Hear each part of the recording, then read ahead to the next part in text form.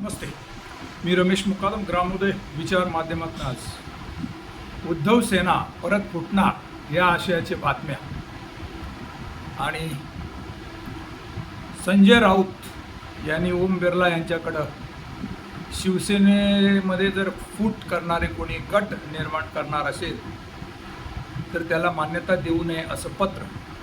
यावरून शिवसेनेमध्ये परत फूट पडेल का हा प्रश्न प्रसार माध्यमातून व्यक्त करण्यात येत आहे. तशातच उद्धव सेनेतर्फे उद्धव ठाकरे यांनी बोलवलेल्या बैठकीमध्ये 9 पैकी 4 खासदार उपस्थित होते आणि 5 खासदार गैरहजर होते. त्यावरून 5 खासदार फुटणार का हा प्रश्न निर्माण झालेला आहे. आणि जर शिवसेना फुटत असेल आणि त्याला जे उद्धव सेनेतर्फे निवडून आलेले खासदार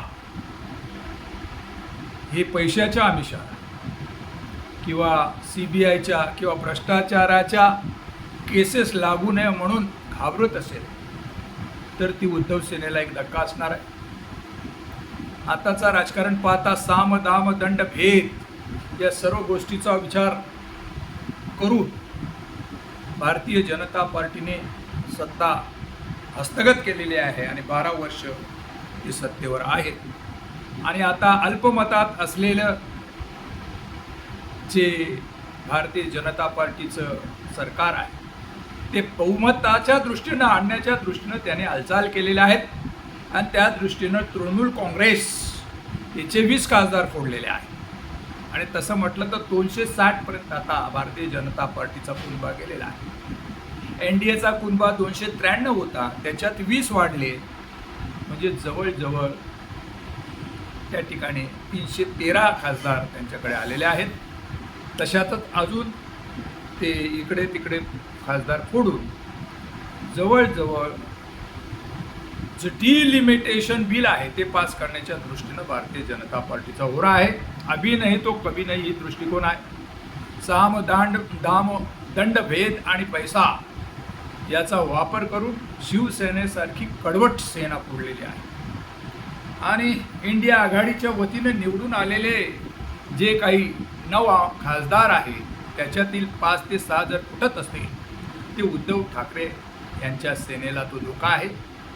आता उद्धव सेनेच्या कार्यकर्त्यांची जबाबदारी आहे की हे खासदार फुटणार नाही आणि त्यांच्यावर तसा दबाव ह्या कार्यकर्त्या ठेवतात का हा प्रश्न आहे. आणि निष्ठा नावाची चीज जर ते विसरले तर शिवसैनिक मग आक्रमक होतात का, फुटणाऱ्या खासदारांना चोप देतात का, फुटणाऱ्याला आमदाराला चोप देतात का हा प्रश्न निर्माण झालेला आहे. पण शिवसेना जर कडवट झाली, उद्धव सेनेचे कार्यकर्ते जर आक्रमक झाले तर खासदार निश्चित पाय मागे घेऊ शकतात.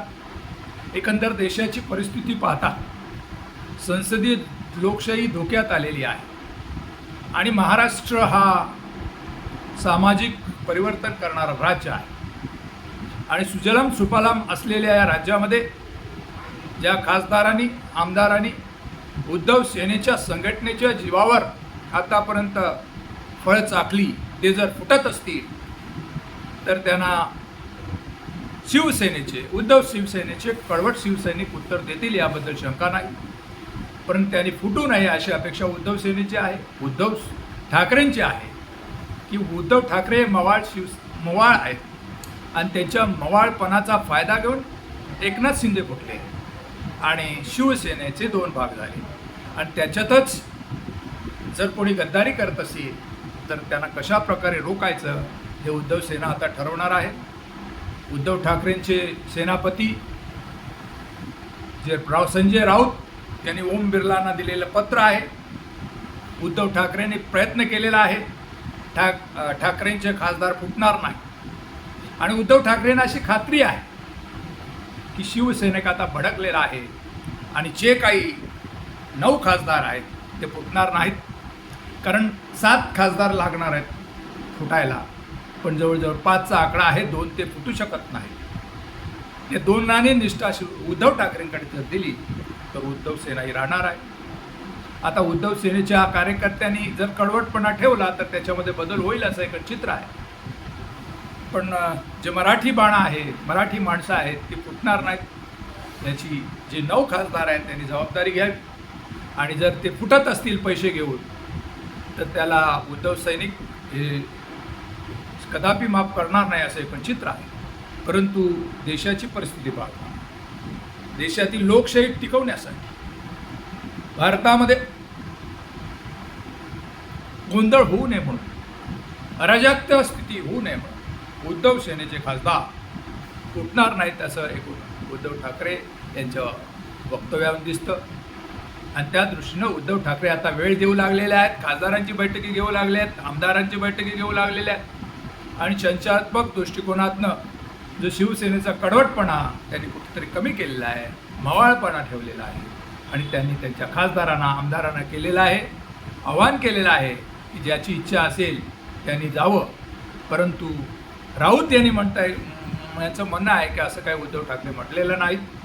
शिवसैनिक आता आक्रमक झालेले आहेत, परंतु त्यांनी फुटू नये अशी मराठी माणसाची देखील इच्छा आहे. या संदर्भात शिवसैनिकांची काय भावना आहे कमेंट्स करा आणि माझा व्हिडिओ आवडला तर लाईक करा, सबस्क्राईब करा आणि फॉरवर्ड करा. जय हिंद, जय महाराष्ट्र, जय भारत.